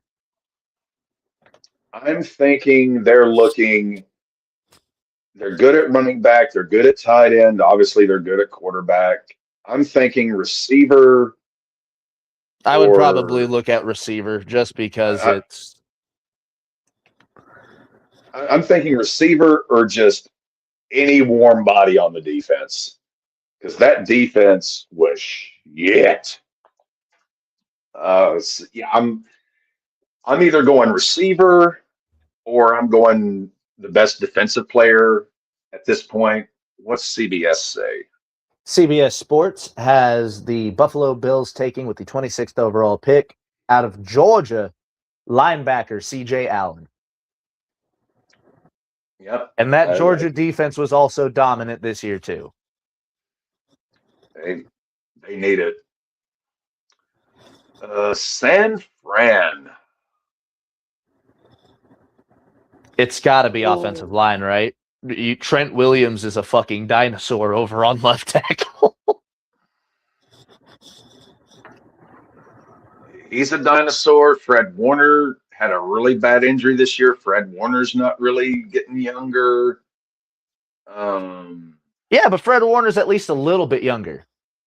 Yeah, but is there an offensive tackle at this point in the draft who's like Trent Williams level?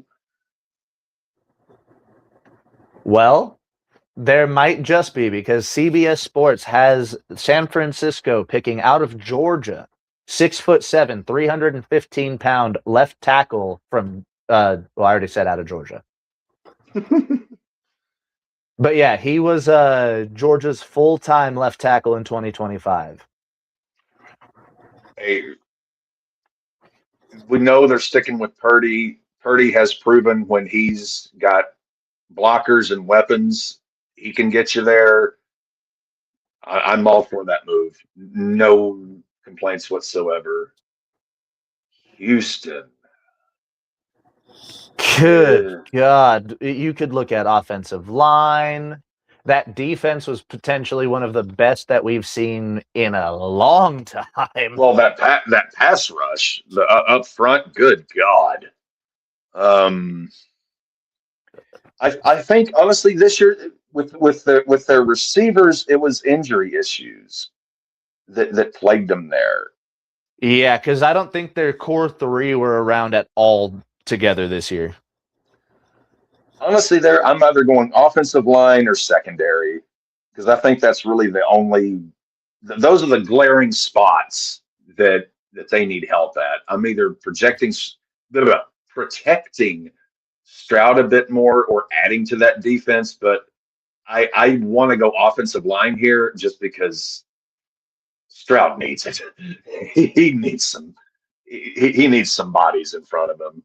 So, according to CBS Sports, at the 28th pick, out of Clemson, 6'6", 315, Blake Miller, who is the right tackle for Clemson over the last couple of years. Trent Brown is set to hit free agency this year, so might as well replace him with a big boy. Well, I mean, you could pay him and draft a guy, and then you've got two good tackles. He is position ranked 6th out of the entire draft. I would, with someone like Stroud who has shown he is incredibly accurate, has a good deep ball. You've got good receivers. Pay your other guy, draft this dude, get him two tackles to protect his ass. Rams with their second pick in the first round. So what did we have them take first round? And what did they take first round according to CBS? I said secondary. They said wide receiver. They went wide receiver. So if they go wide receiver early, I think you've got to take secondary at this point because that was I would have to say secondary. If you go if they got two first rounders, I think you have to go wide receiver secondary. It's just going to depend on what talent is there at the given spots. But fill one hole with one pick, the other with the other. Well, they double dipped into the offense. They are projecting the Rams to pick out of Alabama, 6'7", 366, inside offensive lineman, Caden Proctor. It says that he's got the quickness to play offensive tackle in the NFL, but I think he might have played center, so.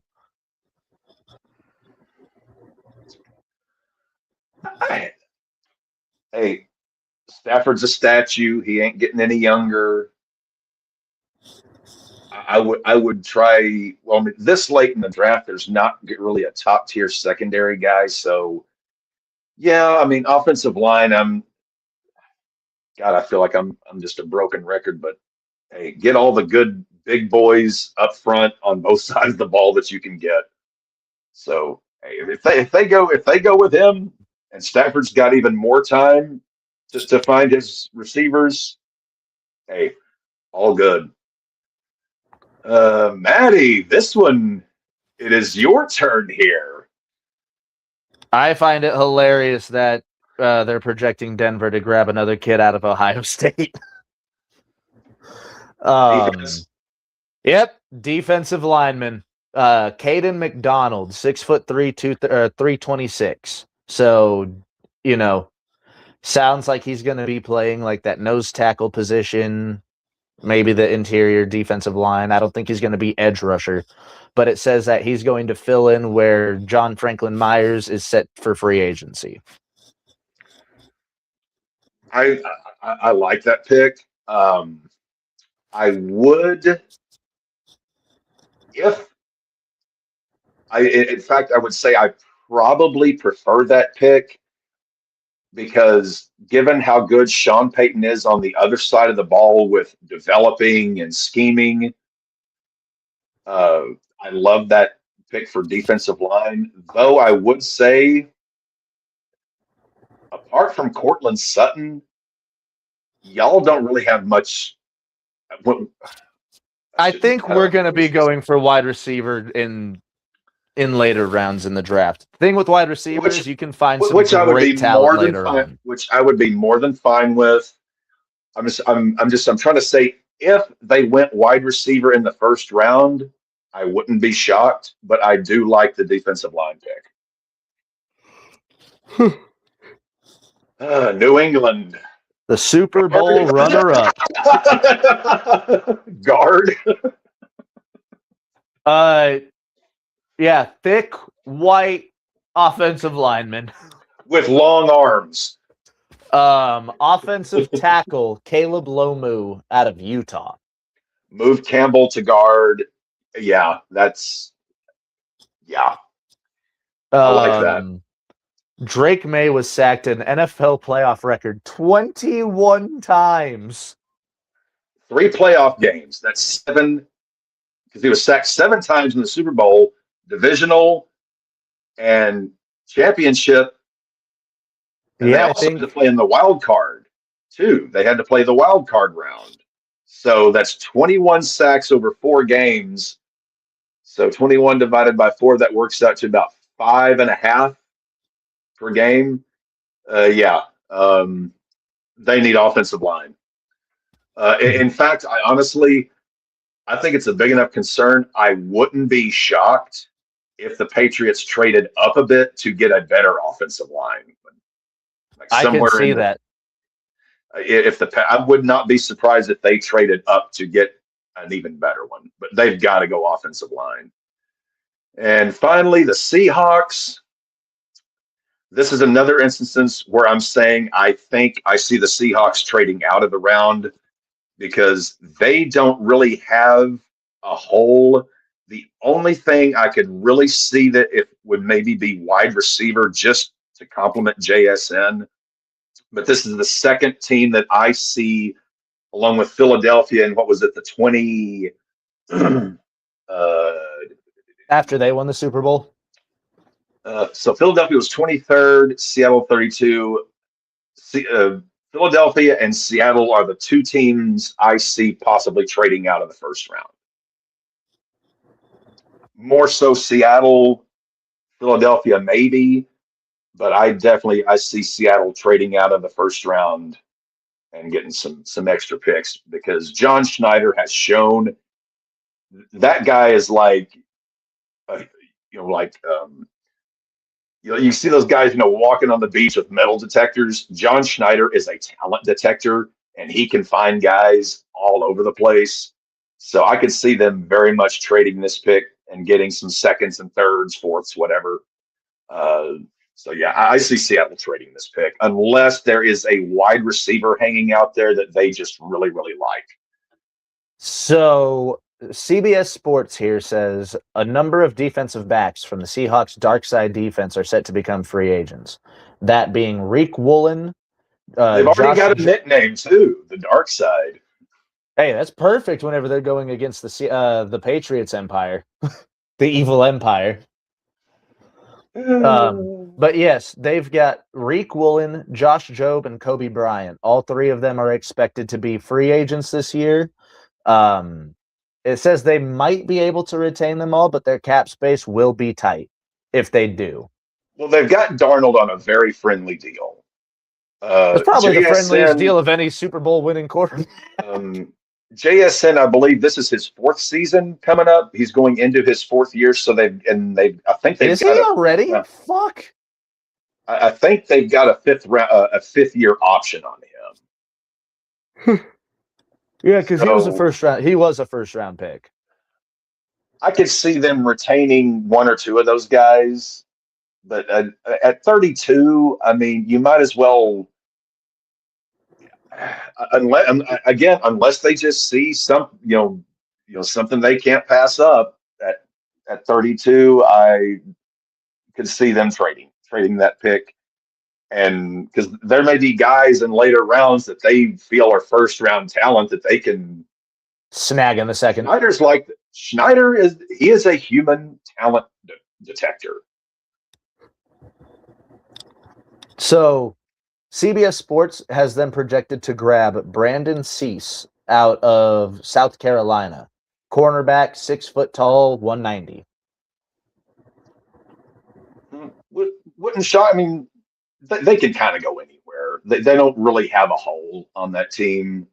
The only hole I can think of is getting, God forbid JSN gets hurt, or having another weapon on the perimeter to complement him. But it's not really a wide receiver friendly draft. Yeah, so I think overall there was like 6 or 7 of Ohio State's defense that were in that first round. Yeah.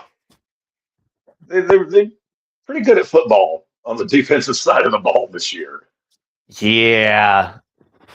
But that was the mock drafts. That was our first episode back. We got 2 minutes to spare, so we've got perfect amount of time to get our outros done. Cap, is there anything that you want to say since this is our first show back? Glad to be back in the saddle. Next show, going to be kind of looking at what we got coming up in the spring. Obviously, we've got baseball, the big one. We've got obviously NFL draft and free agencies. You got free agency starting in March, and then the drafts in April. March Madness. Obviously fantasy baseball. Going to be digging into that. Cap is still working on his baseball rankings. Lot coming up, and I'm excited for it. Next episode, not really sure where we're going to get into. Obviously, news could change, things could change, but hopefully next episode get in a little bit on some baseball, fantasy baseball. Yeah, because I know basketball is kicking up, but they're not quite at the point where we can start really getting into March Madness. We draft in 5 weeks. Jesus. So yeah, we're gonna get into baseball starting here. College basketball only has 3 weeks left before conference tournaments start. Oh, I know. I got to start looking into which teams are good. Because that's the week. Because conference tournaments are the week before March Madness kicks off. So we've got 3 weeks left, basically, of the regular season. And Arkansas, we won both games this week. We are number 2 in the SEC. We're probably going to be into the high teens in the poll after this. So Arkansas, hoping for another making it back into the tournament. Mm-hmm. I don't know. Is CU in the tournament or CSU in the tournament? Let me look up. Let me look up current NCAA basketball rankings. CSU. I'm not even sure what conference, because conferences have gone all over the place.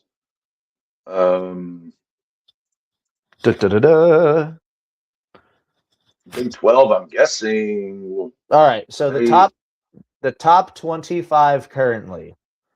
At 25, Kentucky. 24, Louisville. 23, Miami of Ohio. 22, BYU. 21, Arkansas. 20 is Clemson. We're going to move up after the new poll comes out because we got 2 huge wins this week. 19 is Vandy. 18 is St. Louis. 17 is St. John's. 16 is Texas Tech. 15 is Virginia. 14 is, I will never put money on them again, Florida. 13 is Purdue.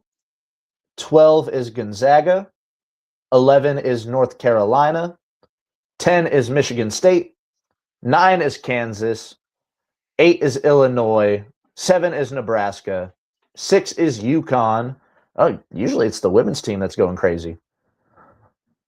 5th is Iowa State. 4th is Duke. 3rd is Houston. 2nd is Michigan.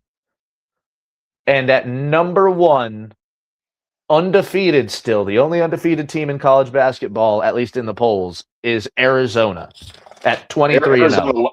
That poll is Arizona lost twice this week. They lost to Kansas and they lost to Texas Tech. All right, then So we are literally waiting for that updated poll then. Colorado State Rams 15-10, 8th in the Mountain West. Yeah, I don't think we're making it. I don't think we're making it, Chief. Missed it by that much. What did you say the overall was? 15-10, 8th in their conference. Oh yeah, no. Kentucky is the lowest at 17-7. Also, I lied. Miami of Ohio at this poll was 24-0. Yeah, that poll's a week old because Arizona lost. They lost to Kansas. It was either Tuesday or Wednesday. Then they lost to Texas Tech yesterday. Yeah. All right. Well, Cap, is there anything else you want to say before we get out of here? I'm ready to pee and eat. And I unfortunately got work here in like 20 minutes. So thank you all for tuning in. Thank you guys for hopping into our first show back in about a year and a half, other than our Sunday streams. We've been out of the Sunday for a while. Speaking of Sunday streams, this is going to be our normal time for our show. You can find us here on YouTube, here on Kick, at the RAWBall Podcast, every Sunday at 11 or noon. Yeah, that's because I didn't know I had work today, but here's hoping I don't have to work next week. Otherwise, hey, who knows? 10:30 might become the fucking time. And we're still working on it. I'm discussing things with Mr. Buck, but we may be doing a Sunday night baseball stream, at least from April to August. Because Peacock now has Sunday night baseball.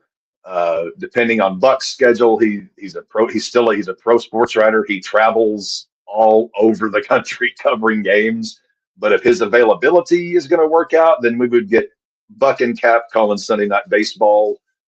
At least I told him, like, it doesn't have to be every week, but maybe like twice a month, just how it works out. But still in the planning stages, so may have that. Oh, and I know you are so excited to talk about baseball tomorrow or next Sunday. So we will see all of you next Sunday, same time, same channel, and we will catch you guys. Oh, I almost forgot. This is the part in the show where I remind you all to stay safe, stay healthy, stay hydrated, don't get arrested, don't get pulled over in the state of Kansas. Work like the devil, sleep like a king, or work like the devil, eat like a king, sleep like a baby. Always protect your balls and fuck the Chiefs. Thank you all for tuning in. We do need to get a new villain at some point if they continue to just go to shit. Maybe we finish them enough. Hey, we'll find. Hey, we got to find something for the baseball season. Fuck the Yanks?